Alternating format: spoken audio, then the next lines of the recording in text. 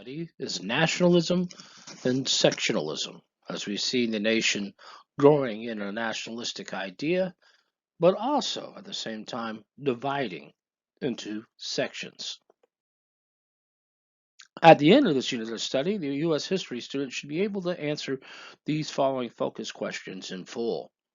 1. How did the spirit of nationalism emerge after the War of 1812 affect economic and judicial policies? 2. What issues and ideas exacerbated the sectional conflict? 3. How did the era of good feelings emerge and what factors led to its demise? 4. What were the federal government's diplomatic accomplishments during this era and what was their impact? And 5.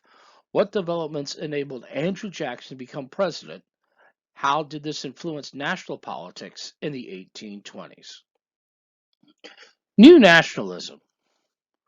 Jefferson's embargo had forced Americans to look inward for the production of their finished goods. This led to the first American Industrial Revolution and a surge of economic growth. Madison now supported a larger army and navy and a new national bank and the tariffs to protect American industry against foreign competition. The charter of the First Bank of the United States had ended in 1811 and was not immediately renewed. Without the financial control that the central bank represented, economic turmoil ensued. With the help of Henry Clay and John C. Calhoun, Congress established a new national bank in order to stabilize the national currency and promote economic growth. The bank would handle all federal funds without charges and up to $5 million on demand. The issue would also set a pattern of regional alignment for most of the economic issues. Clay introduced a banking bill and pushed it through, justifying the constitutionality because the Congress's power to regulate currency. Flip-flopping, Clay first supposed the national bank, now argued for it. Webster, who had opposed it due to the fear of the growing financial power of Philadelphia, would then return to Congress for much stronger national government. Calhoun, who favored economic nationalism, would later on become a straight rights advocate. To protect the fledgling American industrial sector from competing British imports, the Tariff of 1816 was enacted. The North, where most of the manufacturing base was located, was for it. The South was against it. The agrarian economy of the South still depended on shipping goods abroad to agents who in turn sold them and purchased items requested by the owners and shipped them back. Southerners were upset because this forced them to pay this tax. Now, the War of 1812 had highlighted several shortcomings of the United States. One of these was the need for better transportation systems and the construction of roads, bridges, canals, and harbors. The nation needed a network of roads running east to west, which also include a national road that connected the Midwest with the East.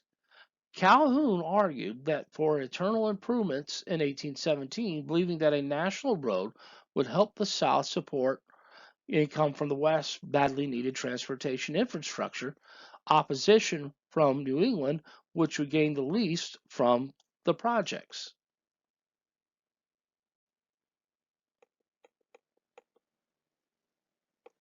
Judicial nationalism. A pillar of judicial nationalism, John C. Marshall was appointed Chief Justice of the U.S. Supreme Court at the age of 46. He ruled on Marbury versus Madison 2 years later. During his tenure on the bench as Chief Justice of the Supreme Court, Marshall extended the powers of the Supreme Court to provide a more nationalistic role of the federal government in states' affairs, such as Marbury versus Madison in 1803, where he established judicial review. That is, the court's ability to declare a federal law unconstitutional.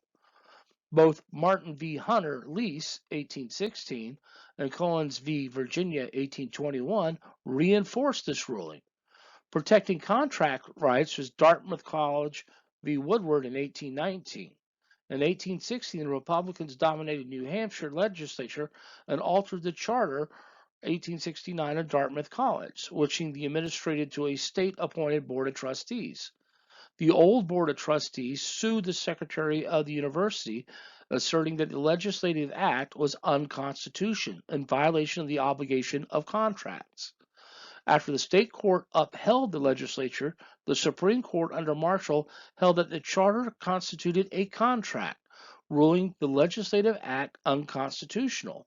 The decision placed charters of existing private corporations outside the jurisdictions of states that chartered them. This encouraged business growth but led to abuse of corporate privileges. Marshall's decision removed the power of the state to modify contracts as well. Protecting national currency. The relationship between the state and the federal government was forever changed when Marshall delivered the majority ruling in McCulloch v. Maryland in 1819. The legislature of Maryland passed a law aimed at the Second Bank of the United States. All banks not chartered by the state were required to comply with restrictions concerning note issues or pay an annual tax of $15,000. When the Baltimore branch ignored the law, claiming that it was unconstitutional, the state rule sued the cashier of the bank, James W. McCulloch. Two issues were at stake. First, was the act of Congress establishing the national bank constitutional? Second, was the state tax on the bank constitutional?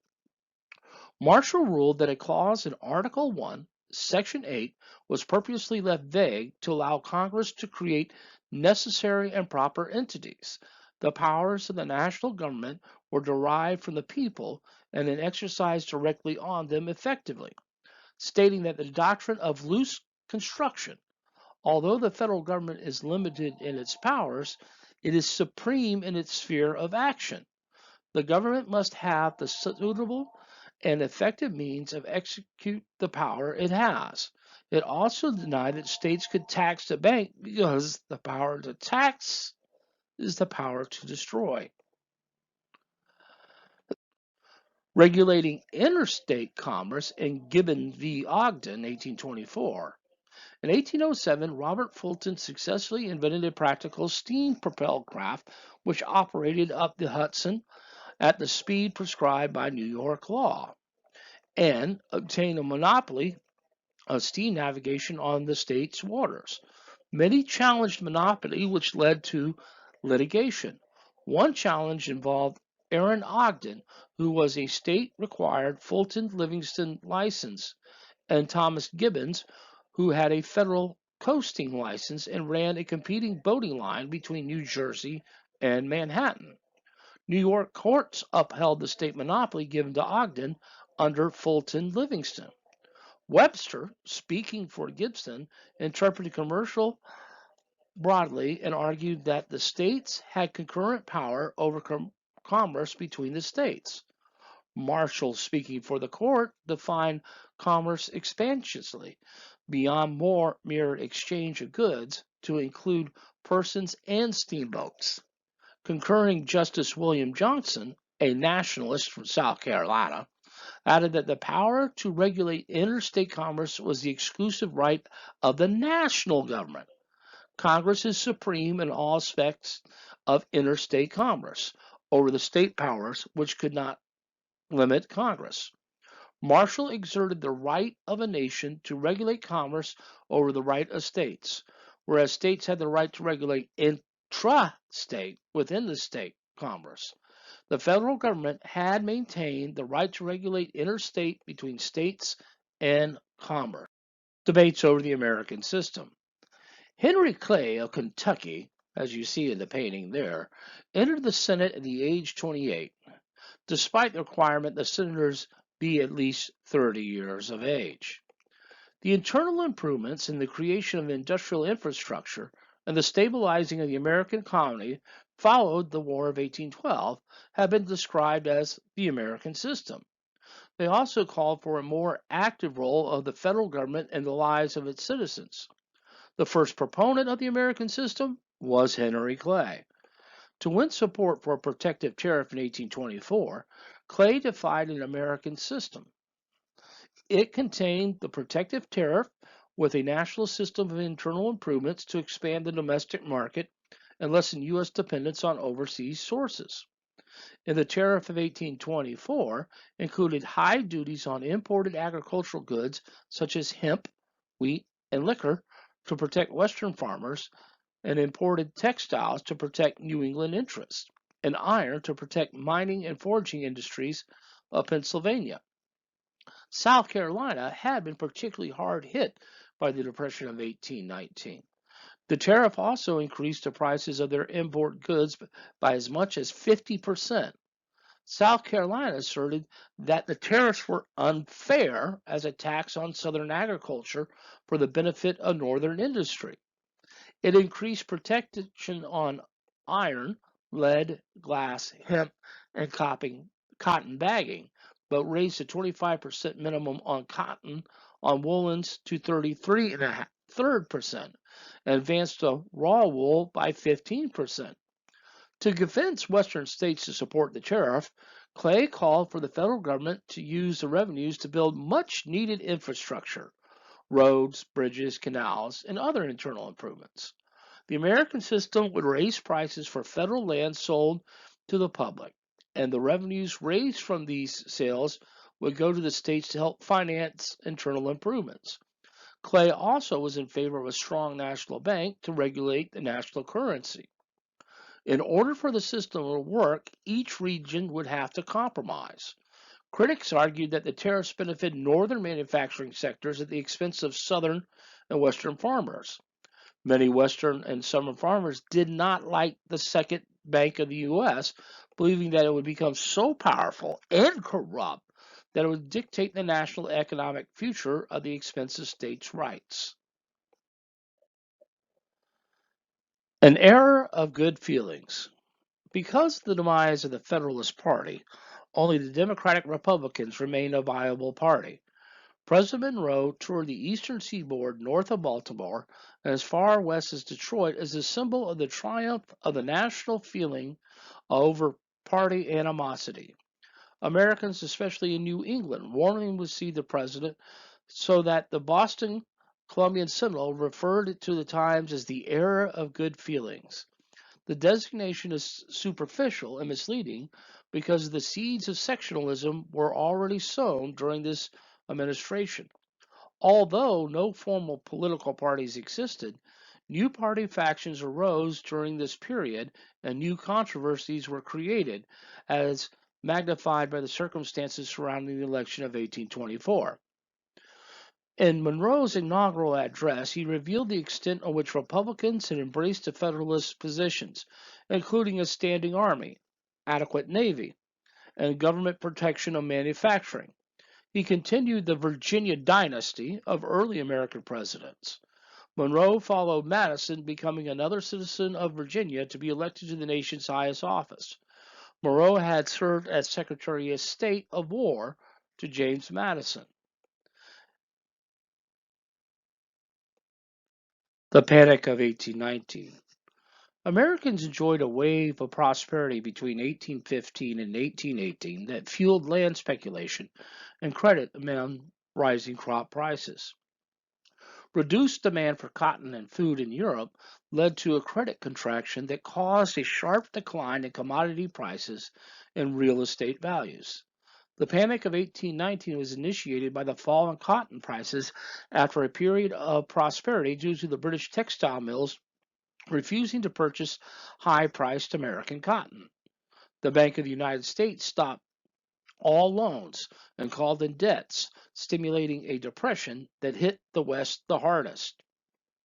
Inflation, wild land speculation, overextended investments in manufacturing, mismanagement of the second bank of the U.S., and the collapse of the foreign markets and the contraction of credit led to the first real American economic depression.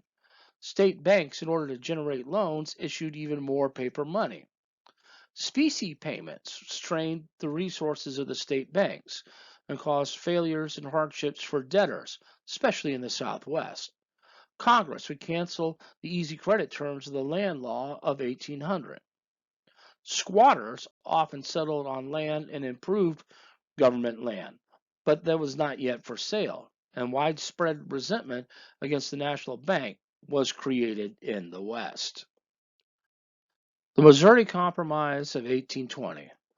Following the Revolution, the United States had followed an alternating pattern of admitting states into the Union, one slave state and then one free state. At the time of Missouri's request to be admitted, there were 22 states, 11 free and 11 slave. Now, the Northwest Ordinance of 1787 had dictated there were to be no slave states there, but no such policy existed for states emerging from the Louisiana Purchase. Both Missouri and Maine applied for the statehood by the end of 1819 when the U.S. had 11 slave states, which were Virginia, Maryland, Delaware, Kentucky, Tennessee, North Carolina, Georgia, Alabama, Mississippi, and Louisiana, and 11 free states, which included Massachusetts, Connecticut, Rhode Island, Vermont, New Hampshire, New York, New Jersey, Pennsylvania, Ohio, Indiana, and Illinois. While the slaveholding South had 81 votes in the House to the North's 105, a political balance was maintained in the Senate. And between 1802 and 1819, by admitting alternating a free and a slave state, the population in the North was growing at a faster rate than the population in the South, and the South realized that its political future lay in the Senate. The Talmadge Amendment. Representative James Talmadge of New York introduced a bill that prohibited further introducing slaves into the upper Louisiana Territory and freed at age 25 all children born of slaves in Missouri after statehood. The amendment passed the House, but failed in the Senate. The dispute over the admission of Missouri as a slave state increased Northern resentment over the expansion of slavery and Southern dominance in national affairs. The congressional stalemate was finally brokered by a compromise engineered by Henry Clay that admitted Missouri to the Union as a slave state. It also brought balance to the Senate by admitting Maine as a free state. Slavery then was prohibited north of the southern boundary of Missouri of 36 degrees 30 minutes north latitude. The sectional compromise in Congress in 1820 that admitted Missouri to the Union as a slave state, Maine as a free state, and prohibited slavery north of the Louisiana Purchase.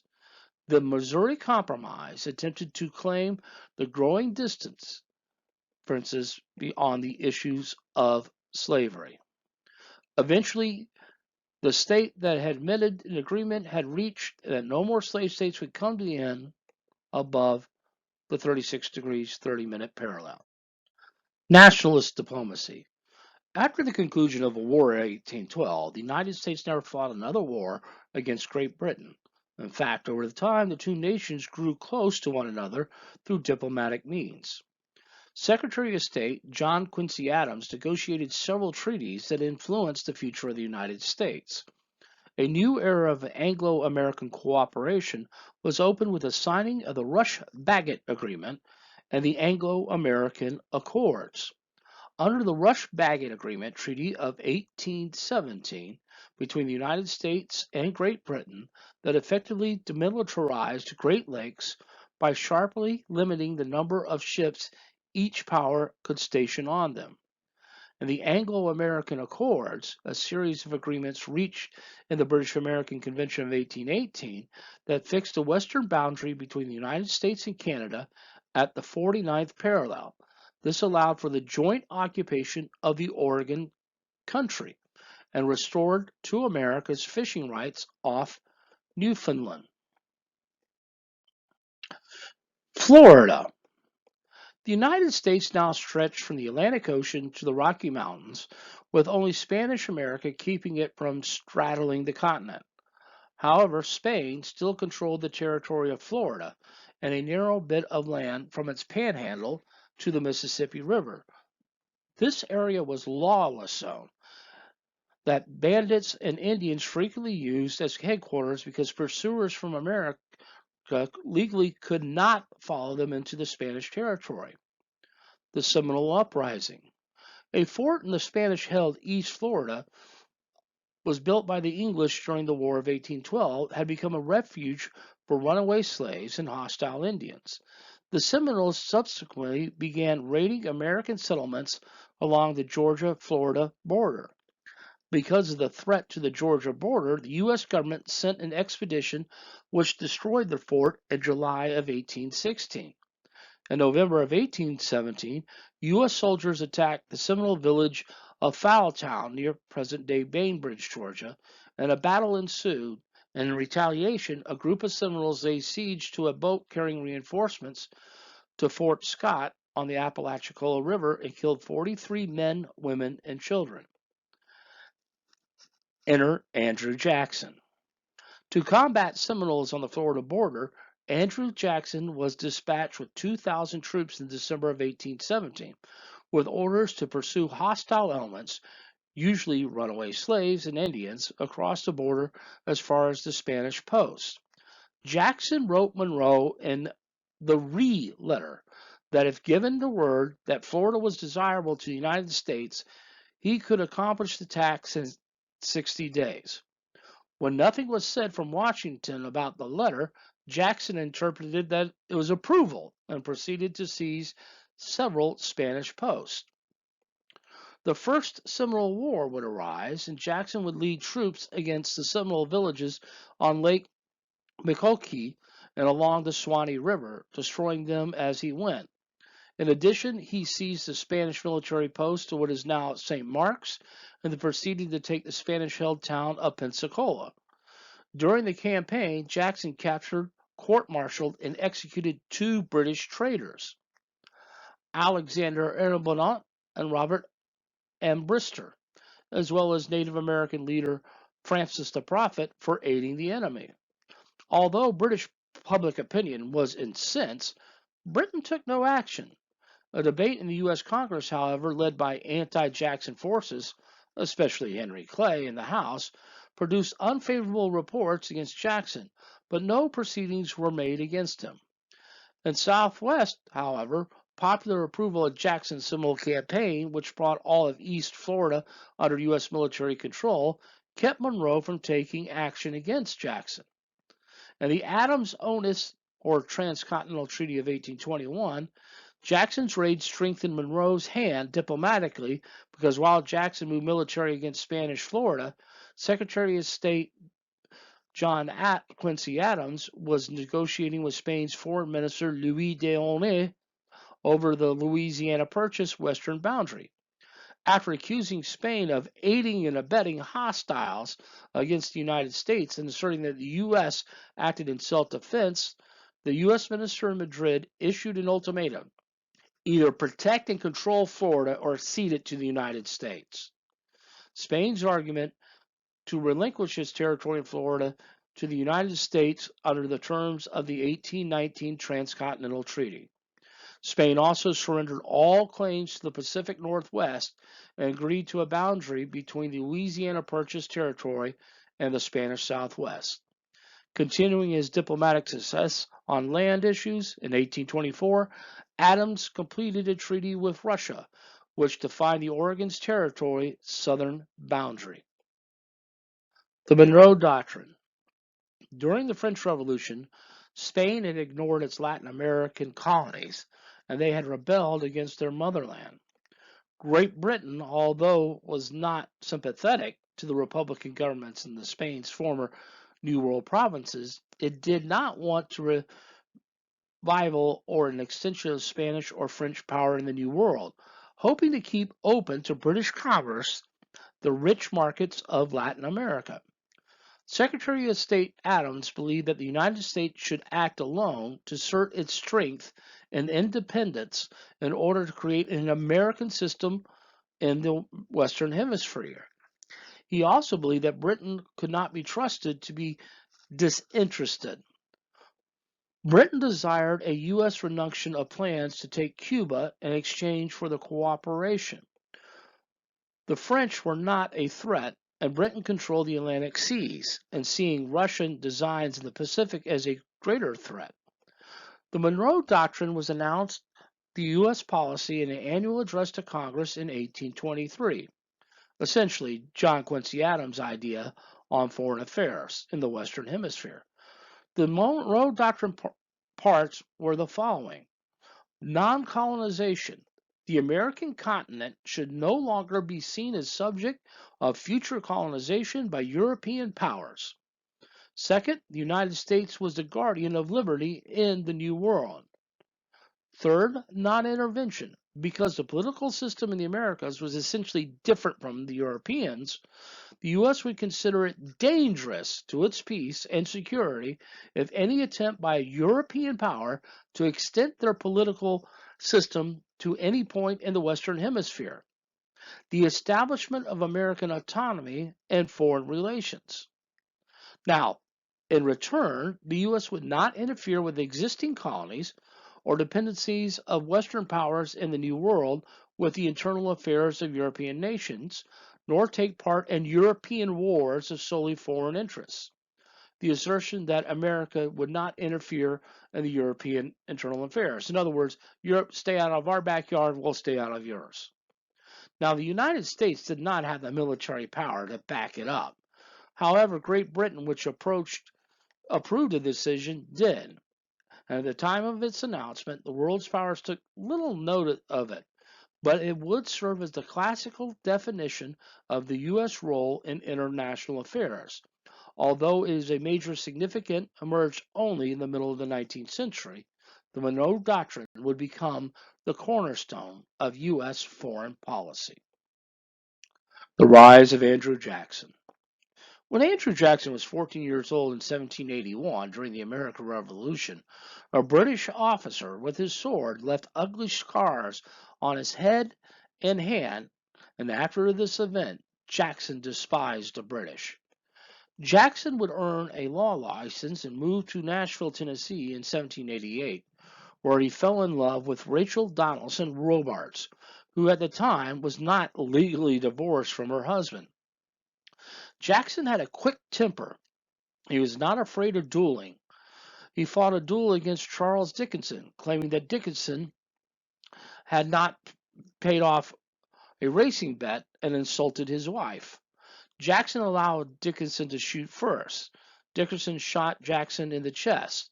Jackson recovered himself, took aim, and killed Dickinson.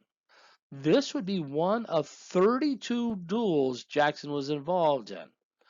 In 1796, Jackson was elected to the United States House and later to the Senate, where he served only a year before turning to Tennessee and becoming a judge. Jackson made money as an attorney, selling horses, land, and slaves. When not farming, Jackson served as a iron-willed commander of the Tennessee militia. Jackson was criticized by Thomas Jefferson, who said, quote, "His passions are terrible," end quote. John Quincy Adams said of Jackson, he was a savage and scarcely could spell his name. Jackson responded to Adams' criticism by commenting that he never trusted a man who could think only of one way to spell one word. Presidential politics. In the election of 1824, with no political party to contend against, the Democratic Republicans turned on themselves and ran 4 candidates for presidency. Because of the factionalism, opposition to the congressional caucuses as a means of choosing a candidate rose, and the nominations were mostly left to state legislatures. The following were the candidates. The Tennessee legislature nominated Andy Jackson and was endorsed by a state nominating convention in Pennsylvania. The Kentucky legislature nominated Henry Clay. John Quincy Adams was nominated at a meeting in Boston, Massachusetts. And a congressional caucus, the last one to nominate a presidential candidate, met and nominated William H. Crawford.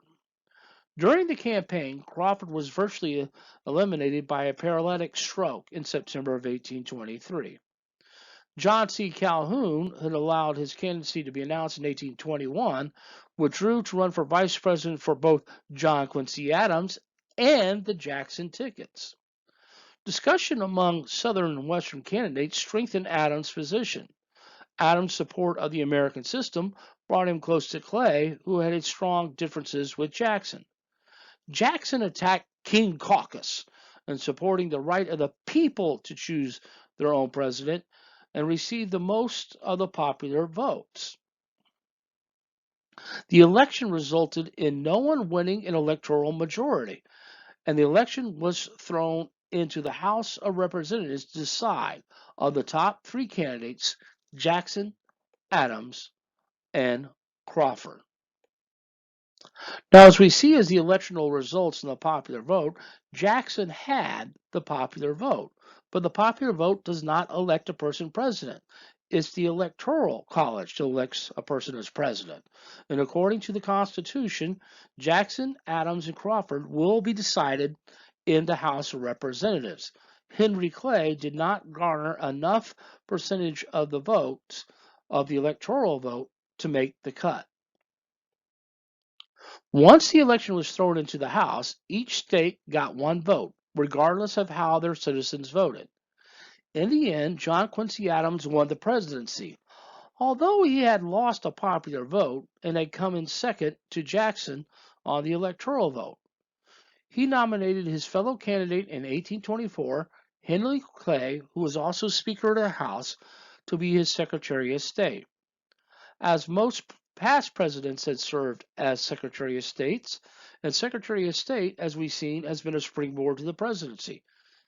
Jefferson was Secretary of State under Washington. Madison was Secretary of State under Jefferson. Monroe was Secretary of State under Madison. And John Quincy Adams was Secretary of State under James Monroe. As Jackson perceived this as a corrupt bargain, and struck by the two, whereby Clay would use his influence in the House to secure Adams the presidency, and Clay in turn would be his heir apparent. As a result, Jackson did not receive the required majority of electoral votes. Jackson received 99 electoral votes, Adams had 84, Crawford 41, and Clay 37. Calhoun had received 182 electoral votes and was elected as vice president.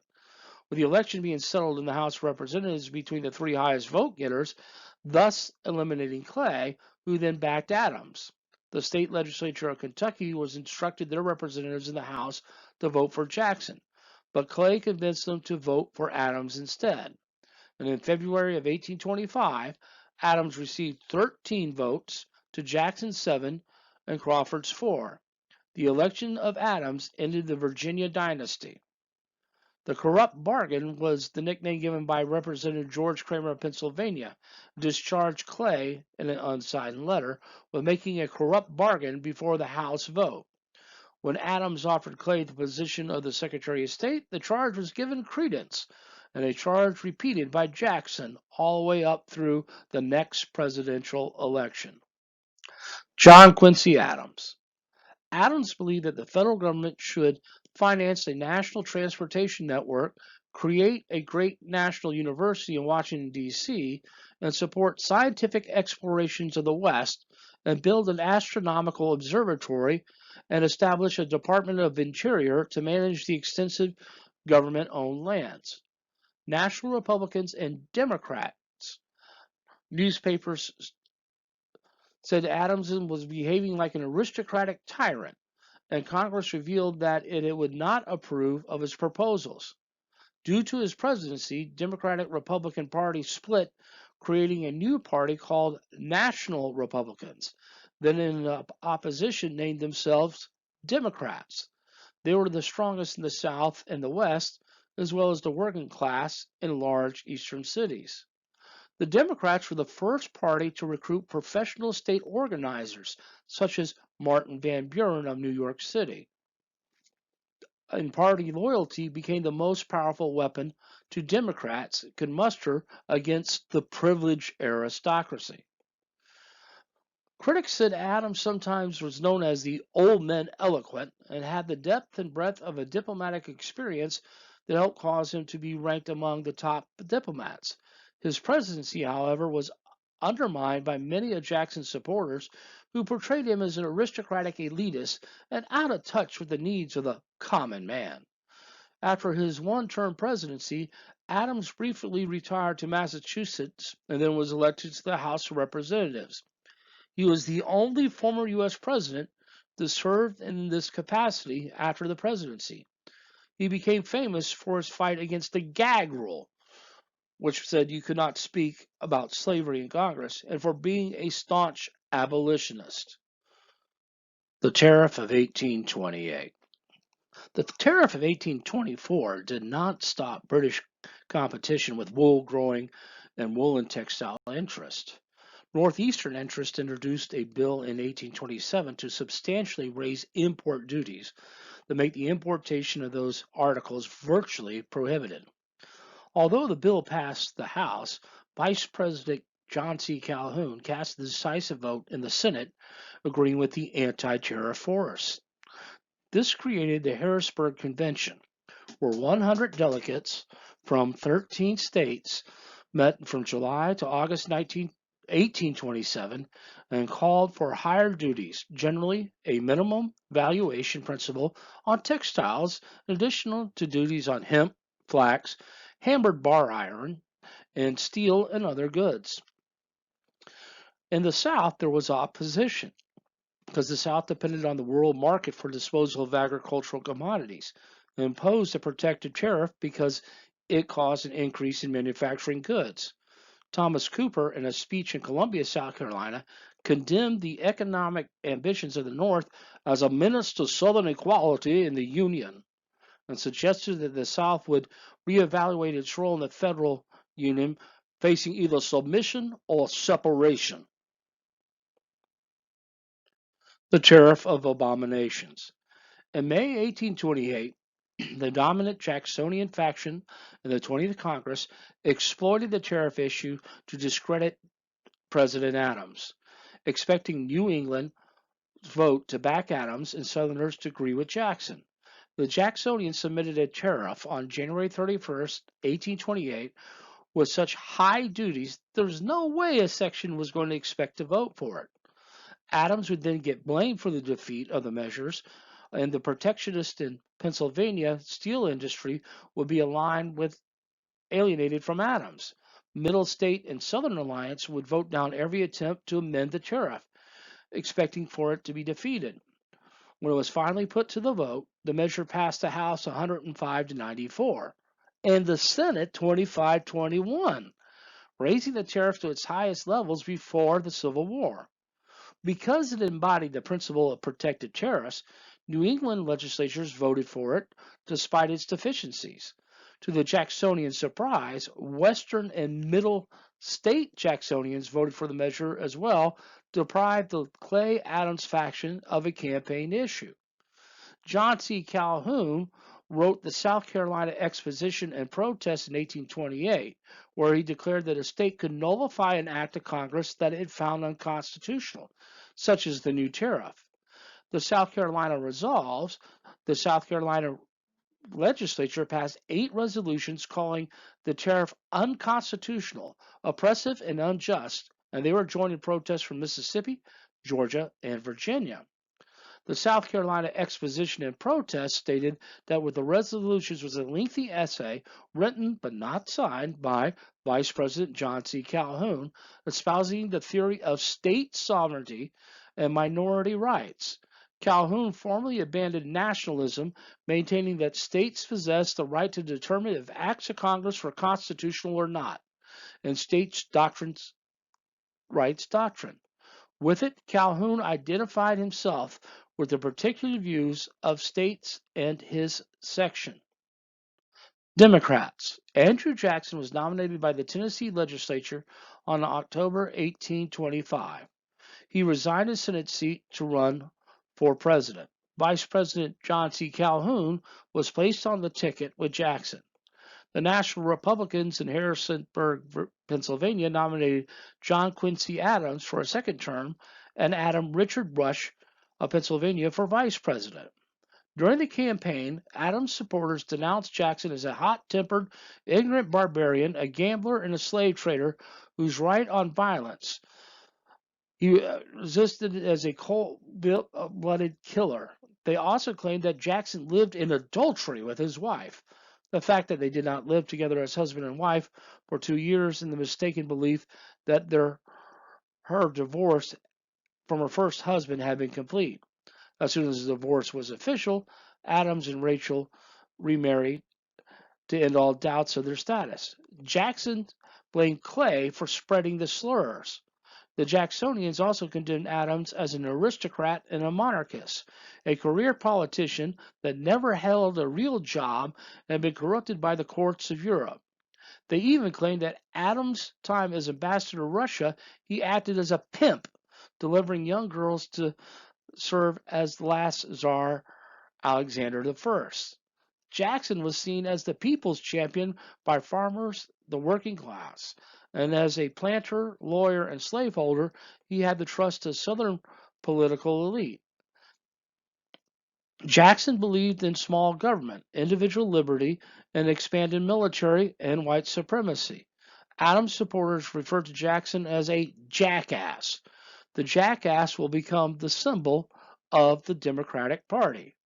Democrats attacked on personal grounds that their opponents reiterated in kind, that the corrupt bargain charge was used effectively against Adams and Clay.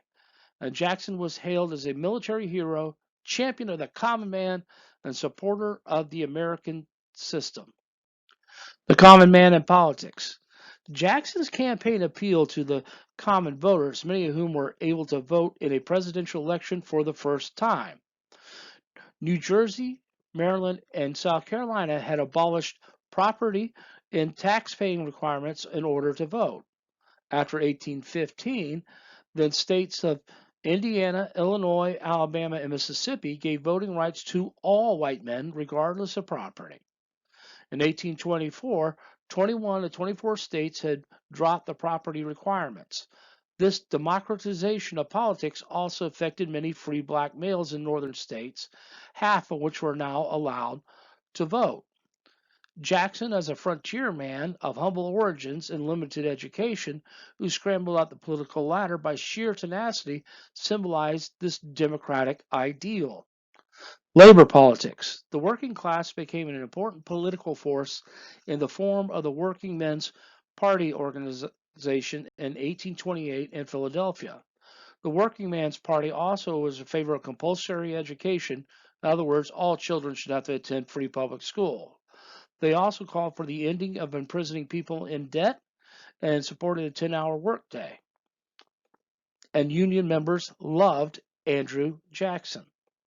The results of the election in 1828, Jackson carried 647,231 popular votes, 178 electoral votes, to Adams' 509,097 popular votes, 83 electoral votes. Calhoun was reelected as vice president with 171 electoral votes. The crucial states of Pennsylvania and New York both went for Jackson. In New York, Jackson received 140,763 votes to Adams' 135,413 votes, with the support of Martin Van Buren and William L. Marcy.